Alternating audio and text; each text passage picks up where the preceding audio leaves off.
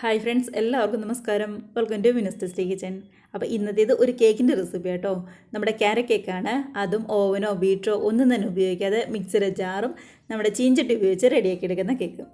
അപ്പോൾ ഏറ്റവും കൂടി പോയി കഴിഞ്ഞാൽ ഒരു 10 മിനിറ്റ് മാത്രം മതിയാവും ഇതിൻ്റെ മിക്സ് ഒന്ന് റെഡിയാക്കി എടുക്കാനായിട്ട്. പിന്നെ ഇത് വെന്ത് വരാനുള്ള താമസം മാത്രമേ ഉള്ളൂ. മാത്രമല്ല നമ്മുടെ വീട്ടിൽ എപ്പോഴും കാണുന്ന കുഞ്ഞു കുഞ്ഞു ചേരുവകൾ ഉപയോഗിച്ചുകൊണ്ട് ഏറ്റവും സിമ്പിളായിട്ട് നമ്മുടെ മിക്സിയും അതേപോലെ തന്നെ ചീഞ്ചട്ടി ഉപയോഗിച്ചുകൊണ്ട് എങ്ങനെയാണ് നമ്മുടെ അടിപൊളി കേക്ക് റെഡിയാക്കി എടുക്കുന്നത് നോക്കാം. കൂടെ തന്നെ റെസിപ്പിക്ക് ഇഷ്ടമാകുന്നുണ്ടെങ്കിൽ ഒന്ന് ലൈക്ക് അടിച്ച് മറ്റുള്ളവരിലേക്കും കൂടി നമ്മുടെ റെസിപ്പി ഷെയറും കൂടി ചെയ്യാനായിട്ട് മറന്നു പോകരുതേ. അപ്പോൾ നമുക്ക് കണ്ടു നോക്കിയാലോ എങ്ങനെയാണ് നമ്മുടെ അടിപൊളി കേക്ക് ഉണ്ടാക്കുന്നതെന്ന്. അപ്പോൾ നമ്മുടെ ക്യാരറ്റ് കേക്ക് റെഡിയാക്കി എടുക്കാനായിട്ട് മെയിനായിട്ട് വേണ്ടത് 2 ക്യാരറ്റ് തന്നെയാണ്. ഇപ്പോൾ മീഡിയം സൈസുള്ള ക്യാരറ്റ് ആയതുകൊണ്ട് ഞാൻ 2 എടുത്തിട്ടുണ്ട്.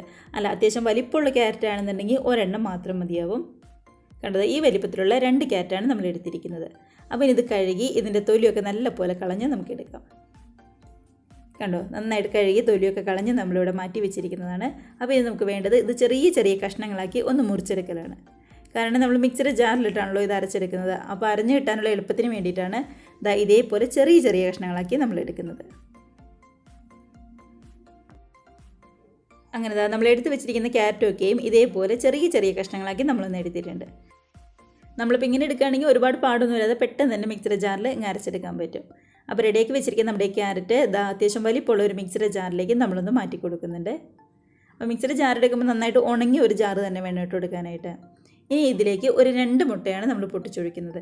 അപ്പോൾ ഫ്രിഡ്ജിൽ നിന്ന് കുറച്ച് നേരത്തെ തന്നെ പുറത്തേക്ക് എടുത്ത് വെച്ച മുട്ടയാണ്, 2 എണ്ണം മാത്രം മതിയാവും. അപ്പോൾ അതിൻ്റെ തണുപ്പൊക്കെ ആണെങ്കിൽ നല്ലപോലെ ഒന്ന് മാറി വന്നിട്ടുണ്ട്. അപ്പോൾ അതും ആ ക്യാരറ്റിൻ്റെ കൂടെ ചേർത്ത് കൊടുക്കുന്നുണ്ട്. ഇനി ഇതിലേക്ക് മധുരത്തിന് ആവശ്യമുള്ള പഞ്ചസാരയാണ് ചേർത്തിരിക്കുന്നത്. അപ്പോൾ പൊടിക്കാത്ത പഞ്ചസാരയാണ് 1/2 കപ്പ് നമ്മൾ ചേർത്ത് കൊടുക്കുന്നത്. അപ്പോൾ മിക്സിയുടെ ജാറിലാവുമ്പോൾ എല്ലാം കൂടി നല്ലപോലെ ഇങ്ങ് പൊടിഞ്ഞു വന്നോളൂല്ലോ, അതുകൊണ്ട് 1/2 കപ്പ് പഞ്ചസാര ചേർത്ത് കൊടുക്കുക. ഇനി ഇതെല്ലാം നല്ലപോലെ തന്നെ ഒട്ടും തന്നെ വെള്ളം ചേർക്കാതെ നമുക്ക് മിക്സിയുടെ ജാറിൽ നല്ല ഫൈൻ പേസ്റ്റ് പോലെ ഒന്ന് അരച്ചെടുത്തുകൊണ്ട് വരാം. കണ്ടോ, നമ്മുടെ ക്യാരറ്റൊക്കെ ആണെങ്കിലും ഇപ്പോൾ നല്ലപോലെ അരഞ്ഞ് ശരിക്കും നന്നായിട്ട് തന്നെ വന്നിട്ടുണ്ട് കേട്ടോ. അപ്പോൾ പഞ്ചസാരയും മുട്ടയും എല്ലാം കൂടി ചേരുമ്പോൾ നല്ല അടിപൊളിയായിട്ട് തന്നെ നമ്മുടെ ക്യാരറ്റ് ഇവിടെ കിട്ടിയിട്ടുണ്ട്. അപ്പോൾ ഒട്ടും തന്നെ വെള്ളം ചേർക്കാതെ വേണം ഒന്ന് അരച്ചെടുക്കാനായിട്ട്. ആ കാര്യം പ്രത്യേകം ശ്രദ്ധിക്കുക. അപ്പോൾ ചെറിയ കഷ്ണങ്ങളായതുകൊണ്ട് പെട്ടെന്ന് തന്നെ ഇങ്ങ് അരഞ്ഞു വരികയും ചെയ്യും. ഇതിപ്പോൾ നമുക്കൊരു ബൗളിലേക്ക് അങ്ങ് മാറ്റി കൊടുക്കാം. ഇപ്പോൾ നമ്മുടെ ക്യാരറ്റ് ചെറിയൊരു തരിതരിപ്പോട് കൂടിയിട്ടായിരിക്കും കിട്ടുന്നത്. അതൊന്നും കുഴപ്പമുണ്ടാവില്ല. കാരണം ക്യാരറ്റൊക്കെ ഇടയ്ക്ക് ഒന്ന് ചെറുതായിട്ട് കടിക്കാൻ കിട്ടുന്നത് നല്ലതായിരിക്കുമല്ലോ. എന്നാലും ഇത് ഒരുപാട് വലിയ കഷ്ണങ്ങളുണ്ട് എന്നുണ്ടെങ്കിൽ അതങ്ങ് മാറ്റി കൊടുക്കണം. ഇല്ലാന്നുണ്ടെങ്കിൽ നല്ലപോലെ അരച്ചെടുക്കാനായിട്ട് ശ്രദ്ധിക്കുകയും വേണം. ഇനി ഇതിലേക്ക് ഓയിലാണ് ചേർത്ത് കൊടുക്കുന്നത്. വെളിച്ചെണ്ണയൊന്നും ചേർക്കരുത്, റിഫൈൻഡ് ഓയിലാണ്, സൺഫ്ലവർ ഓയിൽ. അതൊരു 1/4 കപ്പ് ചേർത്ത് കൊടുത്തിട്ടുണ്ട്. അതിനുശേഷം നല്ലപോലെ തന്നെ നമ്മുടെ ഓയിലും നമ്മുടെ ക്യാരറ്റിൻ്റെ മിക്സും കൂടി ഒന്ന് റെഡിയാക്കി എടുക്കുക. അപ്പോൾ നമ്മുടെ ഈ ഓയിലിന് പകരം വേണമെന്നുണ്ടെങ്കിൽ ബട്ടർ ചേർത്ത് കൊടുക്കുക കേട്ടോ. അപ്പോൾ ഒരു പ്രത്യേക ടേസ്റ്റ് തന്നെ ഉണ്ടാവും. അതാണെങ്കിലും ഒരു 1/4 കപ്പ് മാത്രം ചേർത്ത് കൊടുത്താൽ മതി. അത്യാവശ്യം ഒന്ന് മെൽറ്റ് ആയിട്ടുള്ള ബട്ടർ വേണേൽ ചേർക്കാനായിട്ട്. ഇനി ഇതിലേക്ക് മൈദയാണ് ചേർത്ത് കൊടുക്കുന്നത്. അപ്പോൾ ഞാനിവിടെ ഒരു അരിപ്പയിൽ വെച്ചിട്ട് അതിനകത്തേക്കാണ് 1 കപ്പ് മൈദ ചേർത്ത് കൊടുക്കുന്നത്. 250 ml കപ്പിന് 1 കപ്പ് മൈദയും അതേപോലെ തന്നെ 1/2 ടീസ്പൂണിൻ്റെ അടുത്തേക്ക് ബേക്കിംഗ് പൗഡറും 1/2 ടീസ്പൂണിൻ്റെ അടുത്തേക്ക് ബേക്കിംഗ് സോഡയും കൂടി നമ്മൾ ചേർത്ത് കൊടുക്കുന്നുണ്ട്.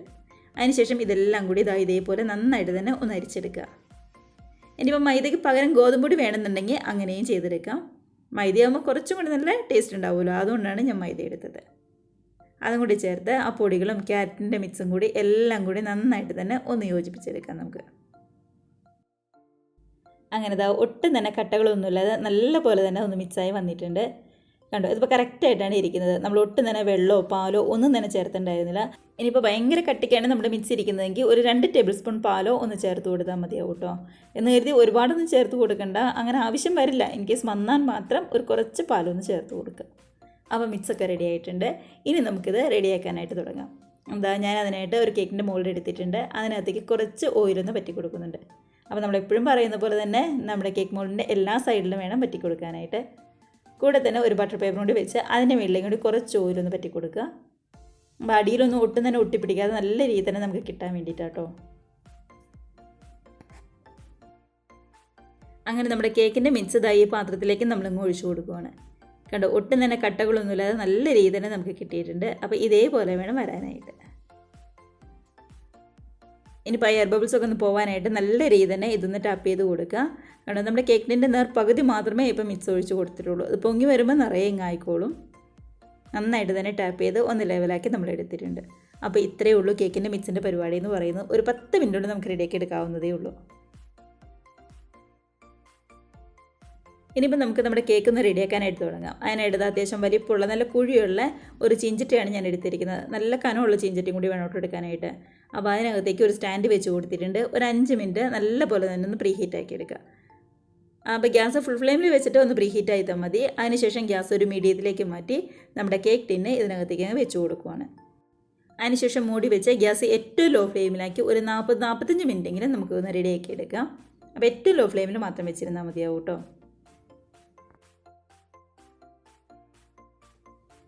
അങ്ങനെ നമ്മുടെ കേക്കൊക്കെ ആണെങ്കിലും ഇവിടെ റെഡി ആയിട്ടുണ്ട്. എനിക്കൊരു 45 മിനിറ്റിനടുത്ത് വേണ്ടി വന്നു. അപ്പോൾ സമയത്തിൻ്റെ കാര്യത്തിൽ കുറച്ച് അങ്ങോട്ടോ ഇങ്ങോട്ടോ ഒന്ന് വ്യത്യാസം വന്നിരിക്കാം, എന്നാലും കുഴപ്പമുണ്ടാവില്ല. ഒരു 50 മിനിറ്റ് ഏറ്റവും കൂടി പോയി കഴിഞ്ഞാൽ. അപ്പോൾ ഇടയ്ക്കൊന്ന് നോക്കിയിട്ട് വേണം ചെയ്യാനായിട്ട്. ഒരു അരമണിക്കൂർ കഴിയുമ്പോൾ മാത്രം ഒന്ന് തുറന്ന് നോക്കിയാൽ മതി. ഇപ്പോൾ റെഡിയായെന്ന് അറിയാനായിട്ട്, എൻ്റെ ഉള്ളിലൊക്കെ ആണെങ്കിലും റെഡിയായെന്ന് അറിയാനായിട്ട് ഒരു സ്റ്റിക്കോ ഒരു കത്തിയോ ഉപയോഗിച്ച് പതുക്കെ ഒന്ന് കുത്തി നോക്കുക. നല്ല ക്ലിയർ ആയിട്ട് തന്നെ നമ്മുടെ സ്റ്റിക്കോ കത്തിയൊക്കെ ഇട്ടുന്നുണ്ടെങ്കിൽ കേക്ക് റെഡിയായെന്ന് വേണം മനസ്സിലാക്കാനായിട്ട്. അപ്പോൾ ഗ്യാസ് ഓഫ് ചെയ്ത് നമുക്കിതിങ്ങ് താഴെ ഇറക്കി വയ്ക്കാം. കാരണം നമ്മുടെ ചീഞ്ചട്ടിയൊക്കെ ആണെങ്കിൽ ഒട്ടും തന്നെ കരിഞ്ഞൊന്നും പോകാതെ നന്നായിട്ട് തന്നെ കിട്ടിയിട്ടുണ്ട്. അപ്പോൾ നല്ല അടികട്ടിയുള്ള നല്ലൊരു ചീഞ്ചട്ടി വേണം എടുക്കാനായിട്ട്. നമ്മൾ ആ കേക്ക് ഒഴിച്ച് കൊടുത്തപ്പോൾ പകുതി മാത്രമേ ഉണ്ടായിരുന്നുള്ളൂ. കണ്ടോ, പൊങ്ങി വന്നപ്പോൾ നമ്മുടെ കേക്കിന് നിറയെ കേക്കായി വന്നിട്ടുണ്ട്. അപ്പോൾ നല്ല ചൂടുണ്ട്. ആ തീ ചൂട് നാറാനായിട്ട് നമുക്കൊന്ന് വെയിറ്റ് ചെയ്യാം. അതിനുശേഷം നമുക്കിത് പുറത്തേക്ക് എടുക്കാം.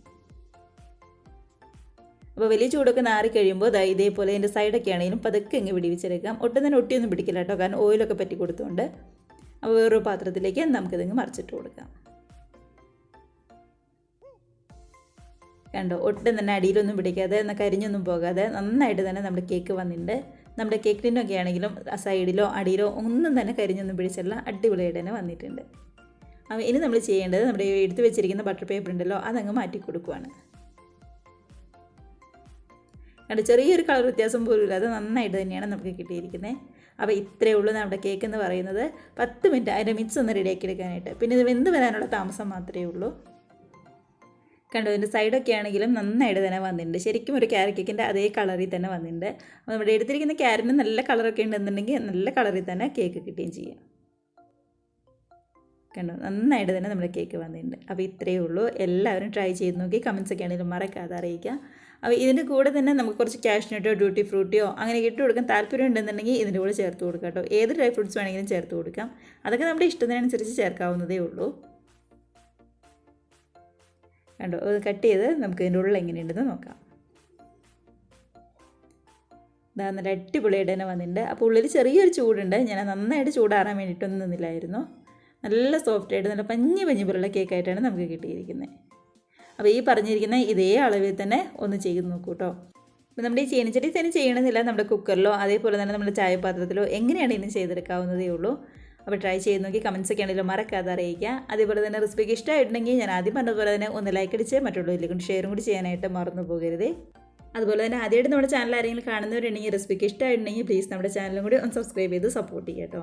അപ്പോൾ നമുക്ക് ഇതേപോലുള്ള പുതിയ വീഡിയോസിന് നല്ല അടിപൊളി റെസിപ്പീസൊക്കെ ആയിട്ട് വീണ്ടും കാണാം. അതുവരെ എല്ലാവരും നല്ല ഹാപ്പിയായിട്ട് ഹെൽത്തി ആയിട്ട് സേഫായിട്ടിരിക്കുക. ബൈ.